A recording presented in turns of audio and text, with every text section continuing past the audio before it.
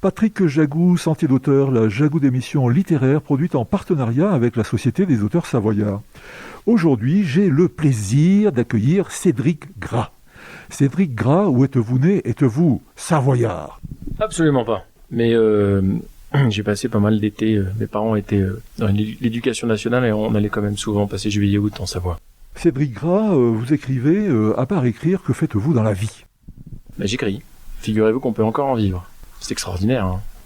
Cédric, dans quelles circonstances avez-vous commencé à écrire, justement? Mais adolescent, sur mes cahiers, moi j'aimais les cours de français, j'aimais la poésie, il y avait encore des jeunes qui aimaient les lettres. Et puis après, alors ça a pris des dimensions, éditoriales. Ça c'est un hasard de la vie, dont je suis très heureux. Mais ça aurait pu continuer finalement dans la sphère privée et j'aurais pu continuer à être un simple lecteur, avec un grand appétit de lecture. Mais là, il se trouve que on a jugé mes textes dignes d'être imprimés et que des lecteurs me font l'honneur de lire mes textes. Donc me voilà écrivain.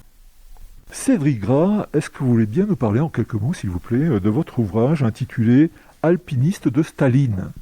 Oui, alors c'est une enquête, un travail d'investigation littéraire, bien sûr, sur les frères Abalakov, qui étaient les deux grands alpinistes de l'époque stalinienne, et qui ont subi justement la terreur et les purges, alors même que ça avait été les pionniers des plus hauts sommets de l'Asie centrale, les pics Staline, Lénine, Karl Marx. Donc j'ai enquêté à Moscou, aux archives du KGB, en Asie centrale, sur leur destin. Ils sont nés, ce qui est intéressant, c'est qu'ils sont nés à l'époque impériale, et ils sont morts à l'aube de la perestroïka. Donc ils n'ont pas traversé cette URSS, mais en la voyant parfois de haut, de très très haut. Ils s'en sortaient, les frontières étaient fermées, mais eux ils en sortaient par le haut. Ils arrivaient, en étant à 7000 mètres, à planer au-dessus de la dictature stalinienne. Et puis en même temps, ils en ont subi les foudres, et la plupart de leurs camarades ont été soit fusillés, soit envoyés au goulag. Donc c'est un destin très très particulier, et puis le fait qu'ils soient frères, très bons alpinistes, camarades de cordée, mais aussi concurrents, ça évidemment ça rajoutait un peu de piment et de romanesque à ce livre. Cédric, vous-même, vous faites de l'alpinisme?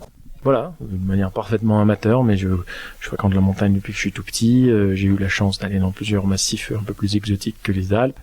Et puis j'y reviens par ailleurs dans ces mêmes Alpes.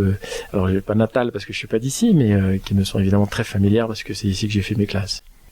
Chers auditeurs, nous parlions aujourd'hui de l'ouvrage de Cédric Gras intitulé « Alpiniste de Staline », publié chez Stock. Cédric Gras, je vous remercie. Voilà, Sentier d'auteur, c'est fini pour aujourd'hui. Arvi les amis, et à la semaine prochaine si ça vous dit.